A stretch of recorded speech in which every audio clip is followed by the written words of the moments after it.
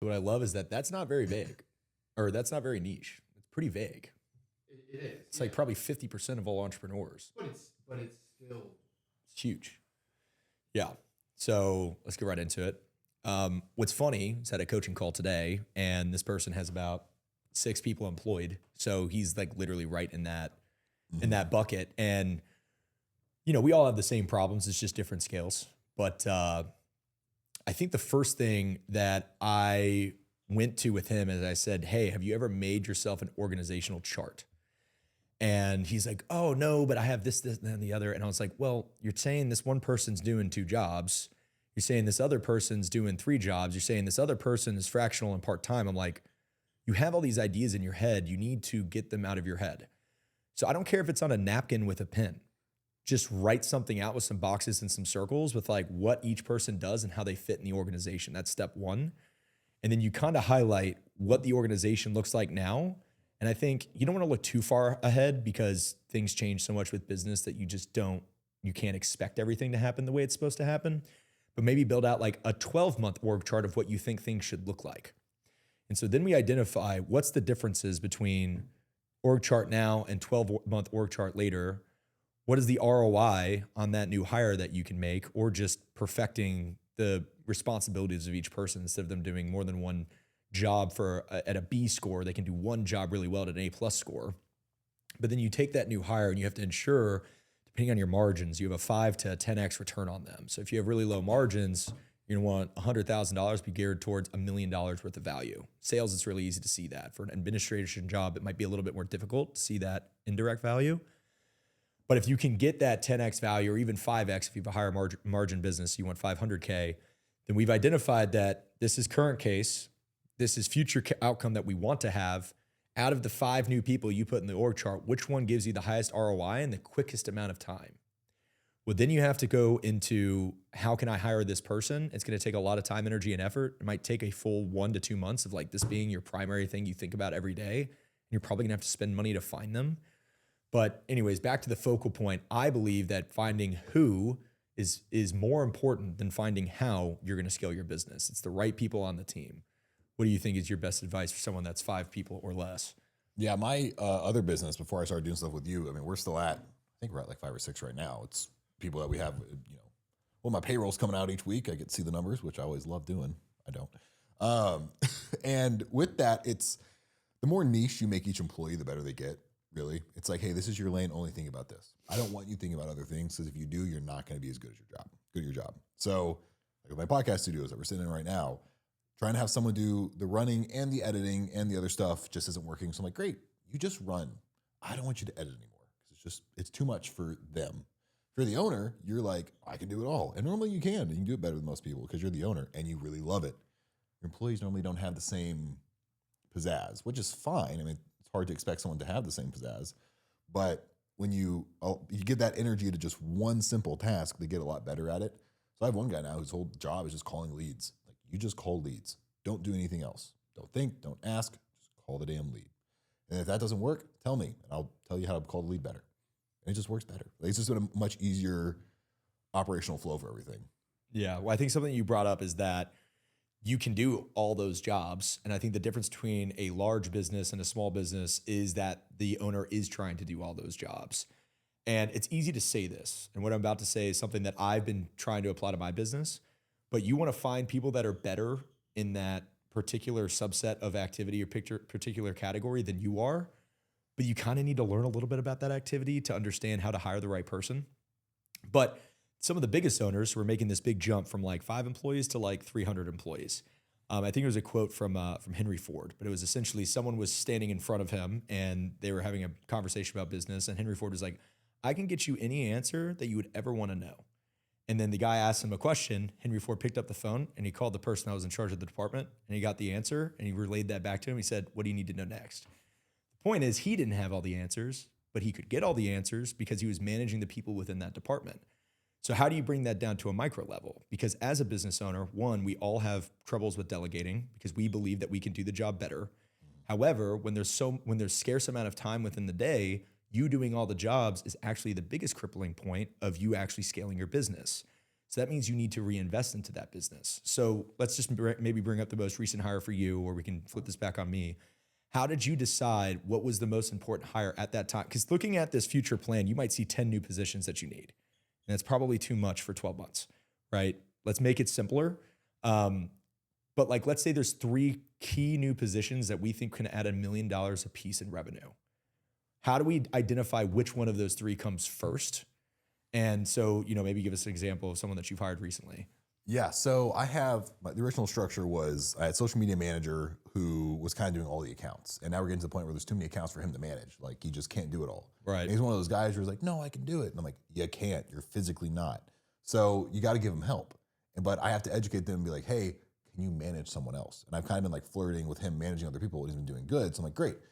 Now we have this going here. So you're going to be in charge of this person and you're going to delegate work because you can't do it all. And it's not only delegation, but you're in charge of this vertical of the process and they're in charge of this vertical. So like you talk, they schedule.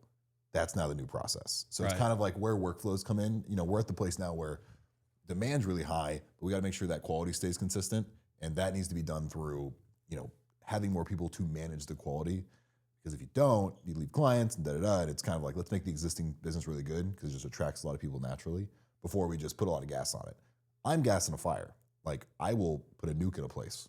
Absolutely. And people will hate me for it because it grows too fast. But it's who I am. So honestly, with me being a step back, it's kind of nice because they just kind of synergize in their own way and they grow at their pace, which is fine. Well, I think something you brought up was SOPs. So it's like when you finally are at a position where you want to have someone else manage other people on your team. So now like you're one layer of separation off. That's when SOPs are essential. There was a point in time in 2023, we had an office with about 65 sales reps. The thing was, I was taking these really young people and they were good at sales. So then I forced them into team leader positions and the culture around team leadership was like the end all be all. Like that's what you wanted to become, but they didn't have good leadership skills. More importantly, I didn't have SOPs. So I was hiring so many people, but I didn't have the proper mid-level management. I didn't have the proper SOPs in place. And guess what? It took 6 to 12 months, but slowly those teams and those people start to fall off, crumble and crack from within, which ended up causing more harm to my business at that point in time. So I was like, kind of like you, trying to like throw a nuke on there. But I think that's the really hard part that I've learned with maturity of owning a business is sometimes you do have to say no and not grow too fast because your team can't handle it. And it's a fine line because if you listen to the pace of your team, then probably not as much is getting done. You have to push them. They're going to give you a little pushback sometimes on that. But the point of the matter is you can't put so many people into the fire at once without a strategic thought process in play. And I think once you have that second layer of management, so if you have people that report to people under you, one, you don't talk to the new people, they have to report to their boss or you ruin the hierarchy. So that's you staying disciplined. And that's hard to do because you want to talk to everyone because you care the most, but you don't realize that you going around the hierarchy that you have tried to establish and build, one is going to combust on you later. 2 is not building a hierarchy at all. It's building more work for you and you're overpaying a manager. You're not hiring them to do their job.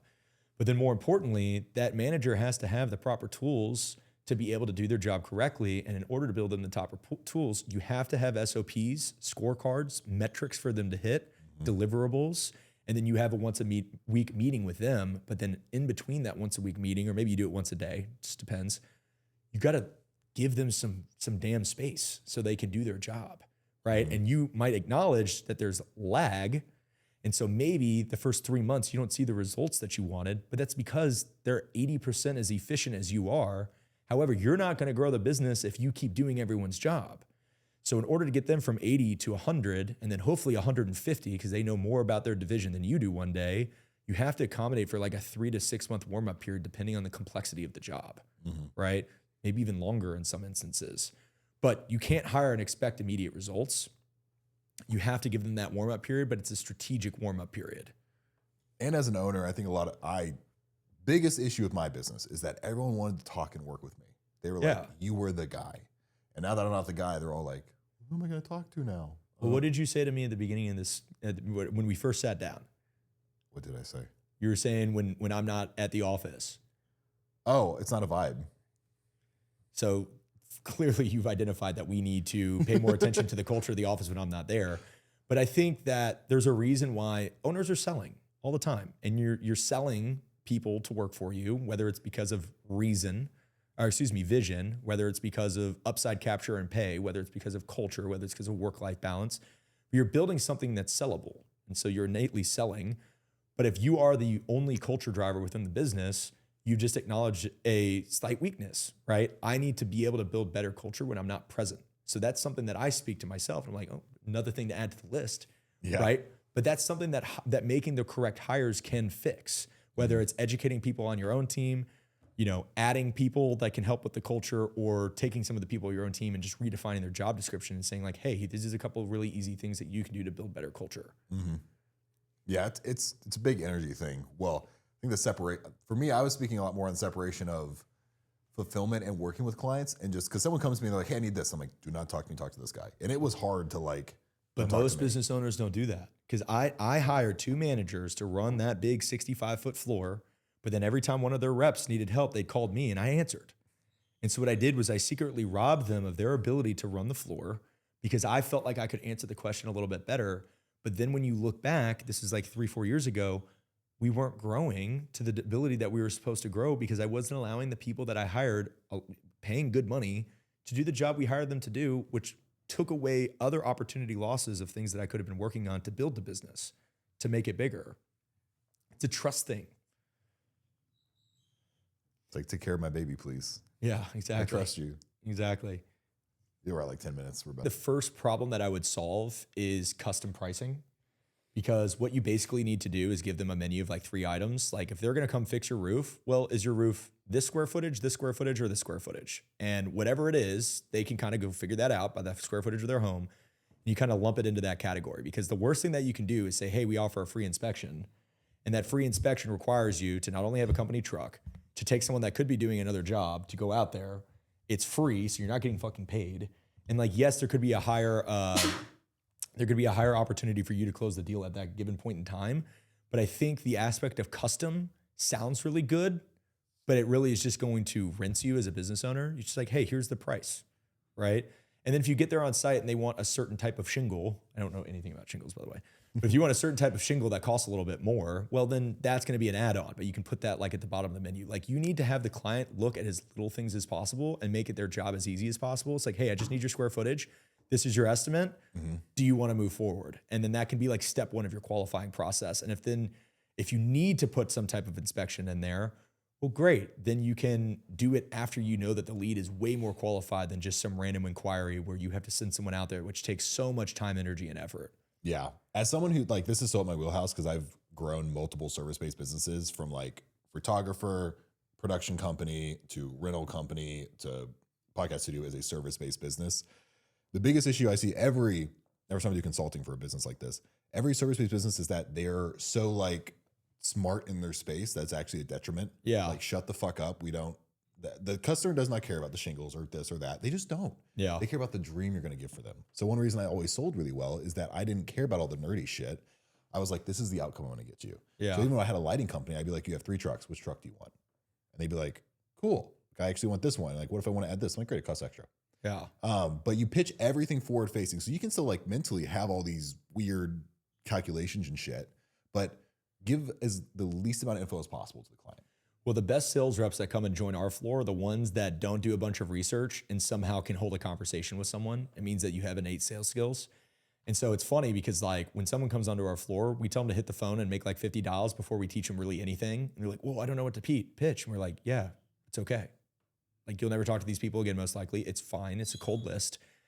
With that being said, like, just go see if you're comfortable on the phone, right? Just see if you can kind of wing it. And then you cultivate sales skills secondarily with education, because then that education is why I'm good at what I'm doing, right? But I had to develop a sales skill prior to the education, because also education it takes time. Even if you give someone a 2-week training period, like, it's still going to take them 6 months to really get the hang of everything. So you might as well get them on the phone a little bit and see like what happens. But I do watch sales reps unsell themselves from deals all the time. And so what I do when I'm shadow pitching with them, I'm like, say the thing, go on mute. And they're like, I want to talk. I'm like, you're going to lose. Just say the thing, let them respond. And then there's sometimes where there's like 3 good pieces of good news. Well, how about you give them 1 piece of good news and then wait for them to give you a rebuttal? That's when you can give them the 2nd piece of good news, or give them 2 pieces of good news through that same process, wait for them to say, I don't want the deal anymore. Then you have the 3rd piece of good news, which you already knew about, so you can give them over the hump. And you can say, this 3rd piece of good news is only valid through today, whatever it is, some type of discount or something like that. So, back to the home services business, I do think you got to make the sales rep's job really simple. Then listen to their conversations, right? Put a mic on them. Like, is there anything illegal about that? No, of course not. It's just a little bit more time, energy, and effort. Dude, if someone's going to their house to pitch them a deal, put a damn mic on and just see what happens, see what they say. We're spending so much time, energy, and effort by tracking every single objection that a sales rep gets that he cannot overcome, he or she, that we're doing entire build outs with AI to be able to solve these types of things. How are you going to run a service-based business and just like throw that entire open dialogue with the sales reps into thin air? Like, you have no idea what they're saying. And then once you do get those recordings, or once you can go with the shadow, or someone can go there too, but it could be 2 sales that you could be facilitating instead of putting them both in one place. But then you basically say, how can you close this with less words? I think that's just like the easiest framework to start thinking about, is close this with less words.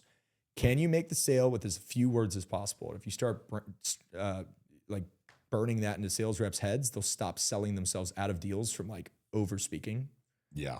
So They do that a lot. I mean, one thing that I always like doing is I try to upsell the most I possibly can. Like, to the point where it's scary. That most sales reps are like, why are you trying to push this? And I'm like, why the fuck not? Right. Like, every All situation you say no.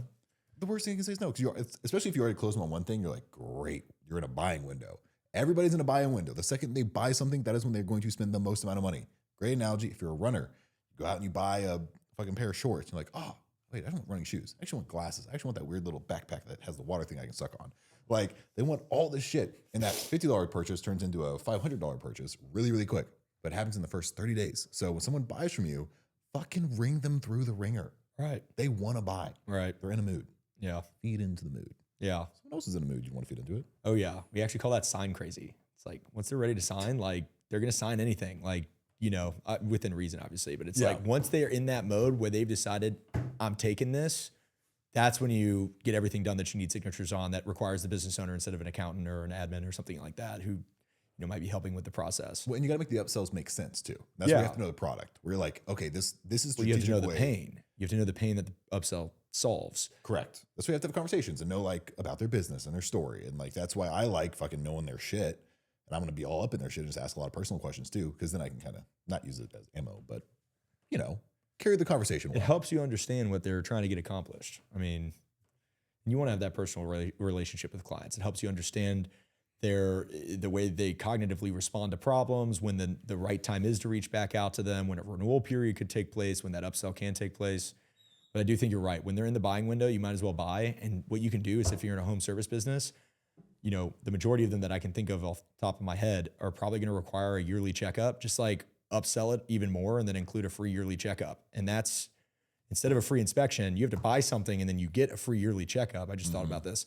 But then every time that yearly checkup comes around, then you try to sell them something else. Yeah. That's your opportunity to get in front of the client, understand exactly what their needs are prior to that happening, and you just make it extremely easy on them.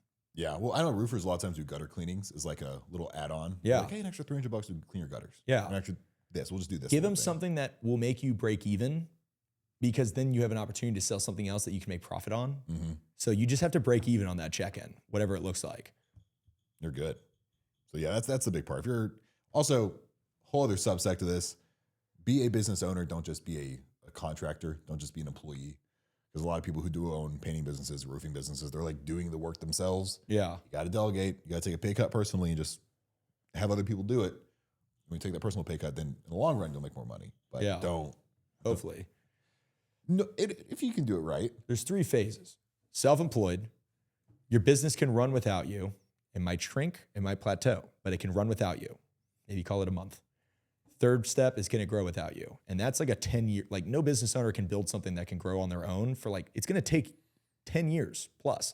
It's either that, you're highly leveraged on either partnerships or unicorn employees, as to which there's a lot of opportunity where that person could leave, that person could want too much, there could be a fallout. Like, you have to build backups on backups on backups. That's like an enterprise. It's a real business. And that's the only way you're going to be able to get to a point where your business can grow without you, but that is not going to take place overnight unless you have serious investment into talent right away, which in that case, you're probably not going to be ROI positive for a little bit. No, what else? I feel like I think this is a good question for you. yeah. Well, you shifted careers. I did, but I think, so here, backstory. I own marketing company. I own podcast studio. That comes to me, work for me. I go, ooh, yes, in the story.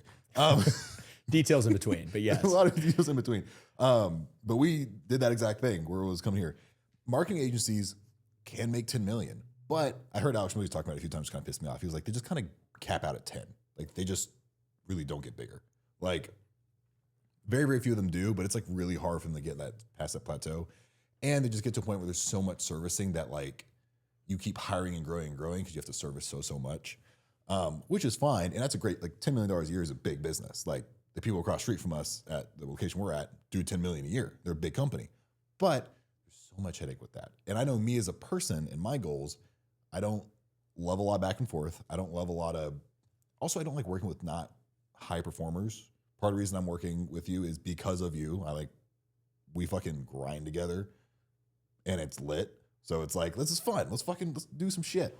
So that's why I did it. I did it because the opportunity for growth and syndication, all the other things was like, oh, I can do in my head less work because the work I'm doing is not as like emotionally draining or like anxiety inducing and make more money, which sounds like a fucking win. And I can still have the business and just give it to someone else and they do it.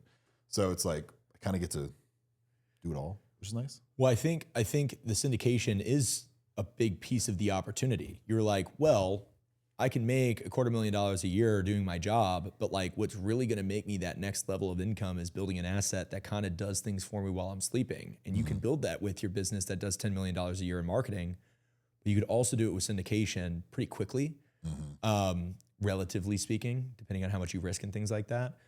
But that's just way less, as you mentioned, like mental bandwidth and emotional bandwidth to be able to do that. Like we built the platform for that, and you don't have to micromanage, hire, fire, I have to do those things, right? But you'd rather pay a fee to be a part of that because it's still tripling plus like normal returns. And so and I'm leveraging this to get people like you to come work for us, right? It's a huge asset for me as well because I get to take, my thing. It comes down to. And I know we're going to hone back in on the, essentially I find this to be an industry question. Like, how do you know if you're in the right industry? But you look at Jeff Bezos. Jeff Bezos built a platform called Amazon where he created the fulfillment with the trucking. It's basically a big trucking industry or big trucking company, but he also built the infrastructure in regards to like the technology. So you merge technology and trucking, and then he found people all over the country that want to sell products on Amazon. And so the majority of the majority of products that are sold on Amazon is by third party business owners, similar to you and me. They're selling their product on a platform. And maybe they were selling it on eBay, and maybe they were selling it on Facebook, but like they just weren't getting the traction. So he built an opportunity to build traction there. Regulated review processes. You can't just milk reviews from all these fake accounts. It created, a level of standard with the way that you have to describe the product, but more importantly, free returns, free shipping. Who in the world was doing that, right? Point of the matter is he made a lot of other people rich. And so the way that I believe that we're going to take our business to the next level is by obtaining really high intensity business owners and entrepreneurs that make me feel motivated and inspired when we leave that meeting and put us all in a room and build something really fucking big. That's what's going to be the ultimate goal there. Now, why I identified this market, to be honest, it just fell in my lap. But anytime you see chaos, it breeds opportunity. So like when I first got into my market, it was like, oh, this is like illegal, or like, you're screwing someone over, or this, that, and the other. And I was like, you guys don't understand how many business owners are really struggling out there. Like you really don't. And this was in 2018, and people had been saying all these negative things about it. But what I saw was no state regulation, no federal regulation. And we know it's coming, right? The point of the matter is we get to make those rules. We get to set the case law within the courts. We get to start to set that marketing standard. We get to set the culture around the industry. And I think there's some aspects of debt financing that have a really bad culture. I think I can lead the brigade to kind of shift that. It should be a good culture as long as you have ethics and transparency up front. The point of the matter is I believe that chaos breeds opportunity. And I don't want anyone to get offended by this, but like life insurance and real estate have been around for fucking ever. You're not going to reinvent the wheel. You're literally going to fall in line with the same wheel that everyone's been doing, fighting over the same market share that everyone else is fighting over. This is a brand new market share, right? And people tell me like, hey, is this not saturated? I'm like, okay, do your parents know what it is? And they say, no, they never heard about it before until I started talking to you. And I'm like, great. How in the fuck do you think this market is saturated? It's not even a household product yet. So I think I got really lucky. I really did. But you have to change the game a little bit. And this is why I think AI is going to be such a huge thing. And I can't sit here and write 10 different business models with AI that I know for a fact are going to work. I can write 1 million business models, but it's like you have to exploit areas that are uncharted, the areas that don't have YouTube how-tos about it, the areas that don't have enough information, because you get to be that person that pioneers it. Now, pioneer, I think, is a tough word. I think you want to be an early comer. It needs to be built enough that you know there's money behind it, but not built enough to where it's standardized. And that's like the perfect area. The pioneers will ultimately make more than you, but they have literally zero, a blank slate to go off of. Now you get to copy all the fuck ups of the pioneers and be that early comer and just do it a little bit better than the guys that are doing well. You're going to take, even if the industry is massive, you just need a couple crumbs to really cover it up. So I don't know. I think you have to bring something new to the table. I think you have to be attentive. You know, I think people had all these issues with TikTok and like Instagram and like, oh, your phone's listening to you. It's like, listen, you ain't going to get away from it. And oh, TikTok, people are selling your information to the government. Like, bro, you sound like my parents when I tried to get them on Facebook. Yeah. Get on TikTok because it's where everyone else is. And if you want to figure out what trends are taking place and what young people are thinking about, you have to go and follow what they're doing. So don't fight the market, lean into the market. And then by surrounding yourselves with the opportunity to see what other people are doing, you'd be able to identify gaps and holes. And then you just kind of listen to your gut, right? And start small and see if there's anything that you can make a profit off of. And you'll start feeling it. Like every single day, you'll start to feel, some type of purpose behind it. And that's how you know you're kind of in the right direction. Yeah, and another like logistical way to look at it is with your industry. It's like, what's the work required for the money? The work is fill out some paperwork, maintain a relationship, get nice check. Yeah. Especially compared to social media management, or if you're like a painter or something else. It's like, bro, you gotta fucking like be in a place for a whole day. If it's whatever it is, like maybe it's some job you're like on your computer and you're like now servicing like SEO work or something. Like it's just a lot of fucking work. Yeah. And you can build that out, but there's also a market cap for what people charge for it. And then you have AI coming in, so it's like, man, this like isn't really super scalable without a lot of people. And you got to be self-aware enough to know, like, do I want to manage a lot of people? I don't. Which is the hardest thing. People management is the hardest thing in business. 100%, at least for me, right? And it doesn't mean like I'm a good people manager. You've seen a lot of different, I think, differences between your business and my business in that way. Hopefully, I'm a leader in that aspect, but like I'm very aware that it's extremely hard. I think part of it is lack of delegation. I got to let people do their jobs, right? And that's a huge learning lesson, is by taking a step back. You just have to look at the upside capture, right? Printing. Would you get into printing right now? No. Because nothing's being printed anymore, right? It's not hard to figure out, right? Use common sense. Not saying that there's not places out there for printing. And some of these printing companies are making t-shirts and they're making tchotchkes and they're making other things. And yes, that's fine. But like, it's not going to be, your vision needs to be aligned with like the outcome that you're trying to obtain. If you want to do something really big, you got to find something that needs to be disrupted. You need to find some chaos, and then you take advantage because there's opportunity in that chaos. Yeah. And you got to be willing to do a lot of things most people aren't willing to do. Like look at 1,000 people. How do those 1,000 people live their lives? Just do literally everything opposite of those 1,000 people. You'll do pretty fucking good. Like as a business owner, if you're like, what are these industries these people are in? They're like, oh, doing this and this and this, and like real estate. And I'm like, okay, I know 55 real estate agents. Should probably not be a real estate agent. If I want to do like crazy things, it's all about scale. If you're like, hey, I want to make $100 million. You can make a living, and if that's what you're going for, great. But like, we're talking about big goals here.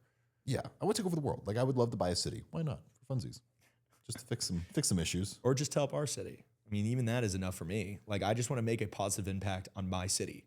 Mm-hmm. So in order to do that, it's going to require money, and we're making insane money now. But it's like there's a lot of people that like wish they were in my position, and I'm like, this is nothing. Like this is like 10 million-ish, 12 million, 13 million a year, whatever it is. Like we can go to $100 million a year in gross revenue. No problem. We can go to $200, $300 million in assets under management. And so we're trying to pull back that slingshot and prepare for that type of growth, but it is that ebb and flow. But that's because I found the right industry, right? And if you don't find the right industry, it's kind of like being quick to hire, being quick to fire. And it's such a tough thing, right? Honestly, just get a mentor because you need someone to probably coach you through this stuff. But you don't want to just get to the bad parts about being a business owner, and then all of a sudden you want to switch over to a new industry before like the good parts came on the other side. Yeah. Right. So if you can on paper make realistic projections backed by fact as to how you can get to whatever your goal is, you're probably in the right industry, but it needs to be backed by fact, either case studies from other people. And I'm not just saying like, oh, I want to make 1,000 cold calls and close 100 deals a month and make $1 million a year. Like, what are the statistics? How many cold calls are you doing? You have to bring it all down to a number. If it's not identifiable by a number, then you don't have enough information to make the decision. And if you don't have enough information to even obtain that number in the first place, then you need to go do a lot more volume. So if you haven't done either one of those things, you probably shouldn't be changing the industry. But at the same time, like, there is a shit or get off the pot moment where it's like, okay, this industry is probably not the best for me, at least for my long-term vision. And again, it all comes down, like you could be, a restaurant and margarita shop owner on the beach and be chilling, making, $5,000 a month. Yeah. And that's cool.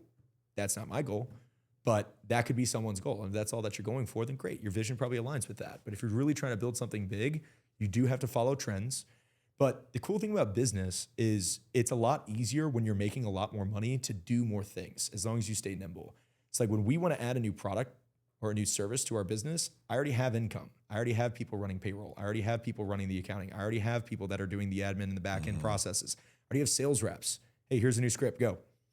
It's a lot easier to leverage into other things when you start building that. So that's the other thing is like, if you do go down a rabbit hole and you start making a lot of money, but you're still concerned about your industry, you can leverage your assets to get into another industry as long as you're very strategic. Like you just have to really map it out, and don't map things out over 12 months, short-term goals, but you need like 12, 3-year, 5-year, 10-year goals. You need a 30-year goal. And you just have to realize you have to be more loose with the outline the further you go out, because there's so many things in between that could go wrong. But you do have to think long-term. Long-term thinking is the only way that's going to win in business, because it's a surviving game. Just how long can you do it? Yeah. Well, and I was going with, like I said, I love my little ChatGPT productions with syndication, and I was looking at my portfolio, and I was like, all right, where will I be when I'm like 55? It was like low in 50 million, high in 200 million. And I was like, this is cool. And that's like conservative. I was putting like $1,000 a week, which I'm definitely going to end up putting more than $1,000 a week in. Yeah. I already have. Yeah. But I was like, damn, this is fucking some money. And that's just syndication. It's not even like my cash flow. Right. So it's like, you do a lot of shit. Well, that's the Jeff Bezos mentality, is you have to build something that other people become extremely wealthy with, because that is the magnet to find insane talent.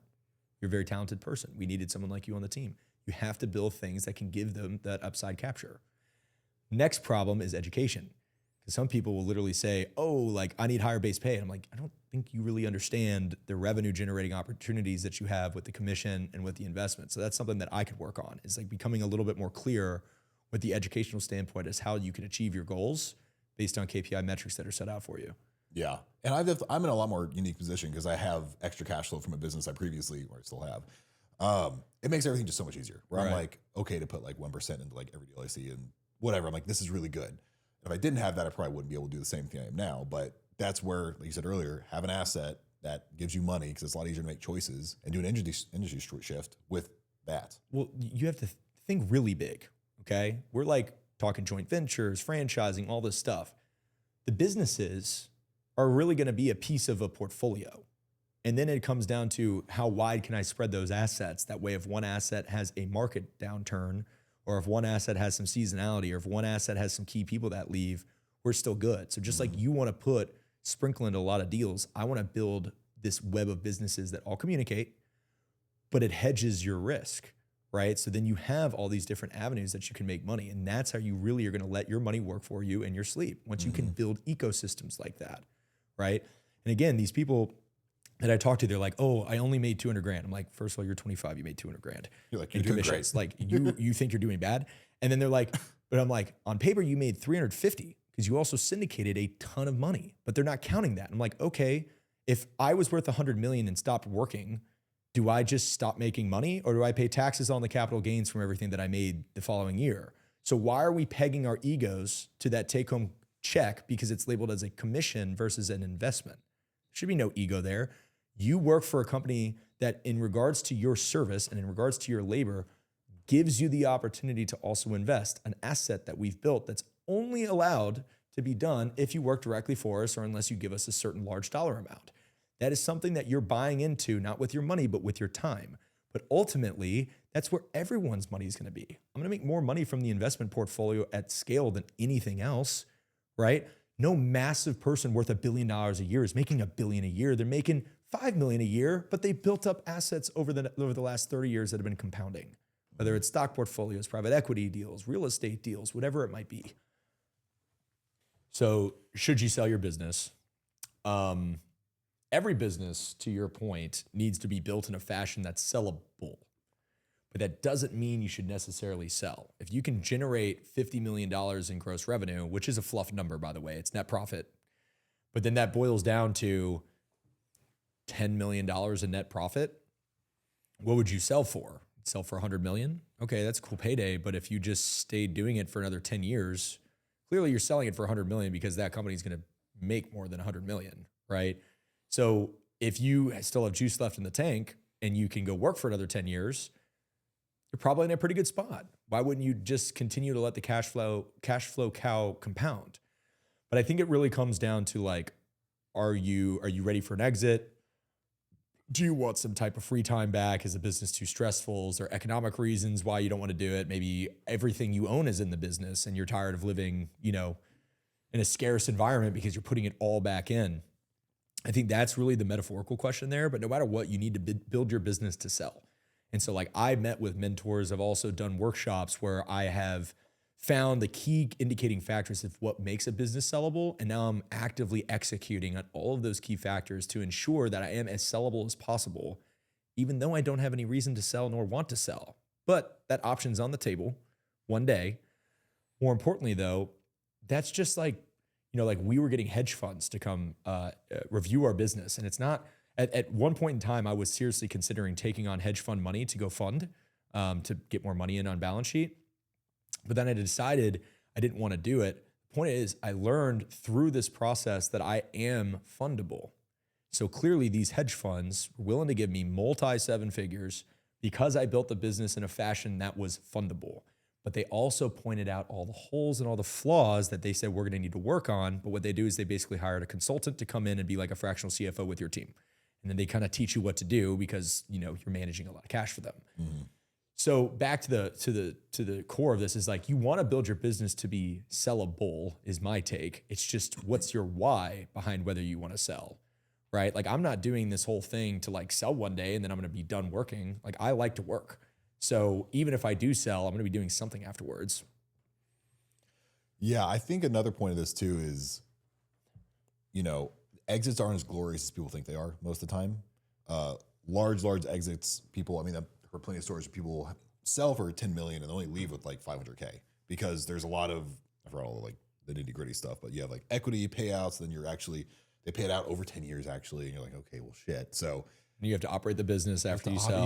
You still have to like do your own operations. So like most people think of selling business as really like fun. And it's like, from hearing from a lot of people who have sold, they're like, dude, it's not as like glamorous as you think.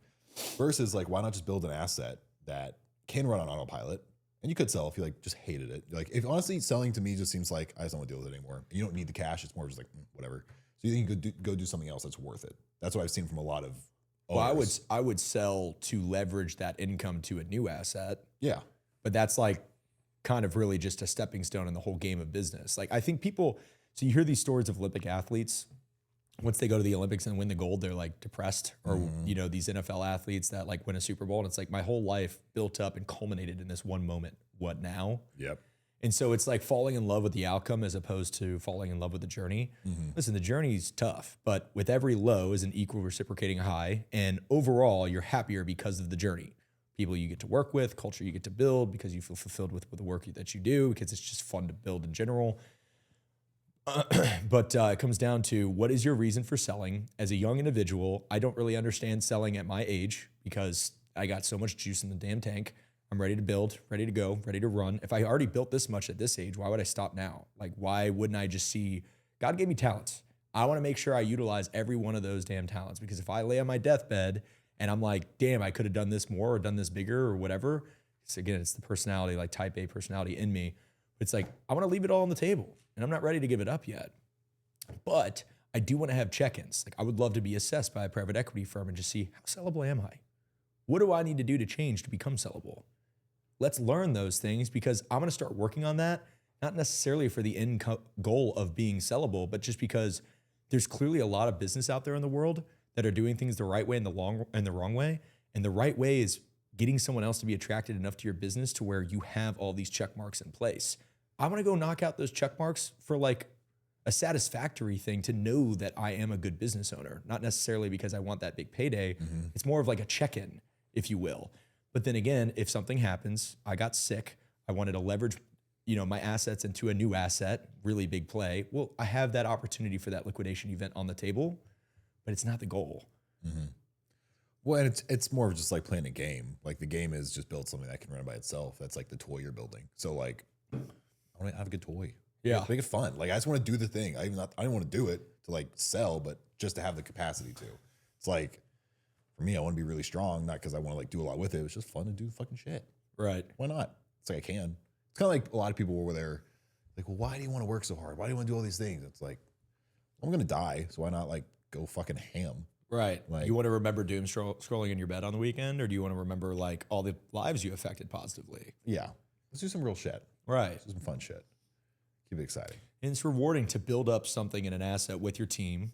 It's rewarding to watch them succeed, their families, succeed. It's a joy to watch clients and their success stories, right? We touch a lot of people. And there's even an aspect of like, even though the clients that we don't do business with, I got a sales rep talking to, at least dialing 300, 350 business owners a day. We probably talk to every single business owner in America or will at some point to some degree, maybe a secretary, maybe the owner, who knows. Point of the matter is like, that is a very small opportunity to improve someone's day or to just make them better. Whether it was just a 6 sales call and the business owner's like, damn, I got to teach my team how to do this. Like you improve something, right? It's like cool to think about it that way, is how much impact and outreach our business has with so many sales reps under management and so many business owners that they're connecting with. Yeah. It's always a weird thing too for me. If like I've hired a lot of people that are older than me, and it's just different to be like, you're twice my age, but like I provide your income. Right. You're like, it's just new. Well, age is just a number. It is. It only matters if you talk about it. Yeah. It really does. You walk in a room and you command respect and you can back up that respect with education.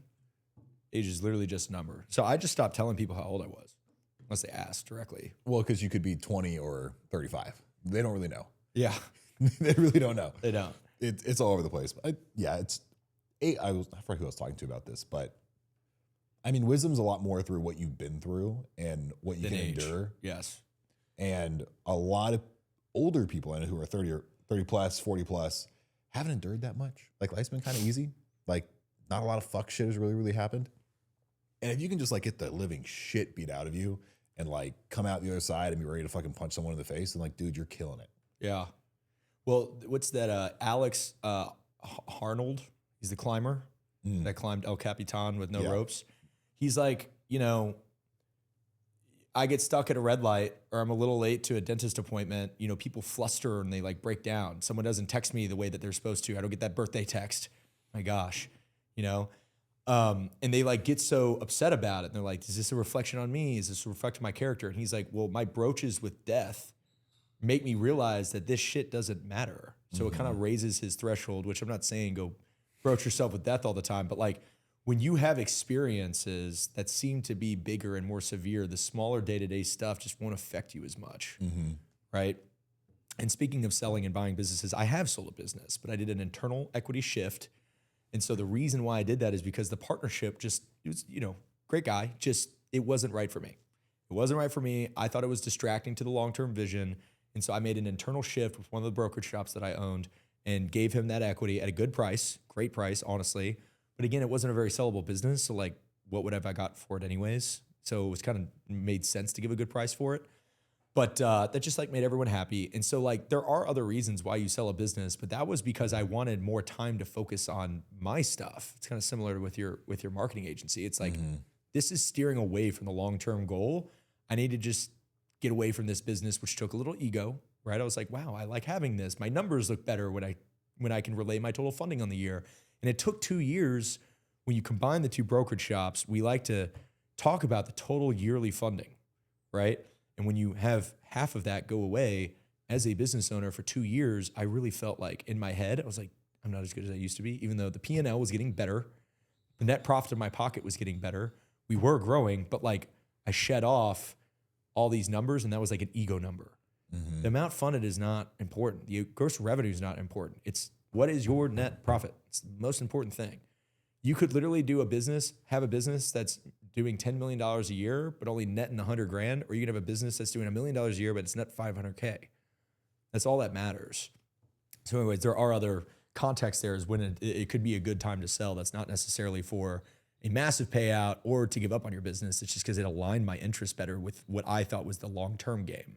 Yeah. That, yeah, jazz hands. That was Great. perfect, yeah. Woo.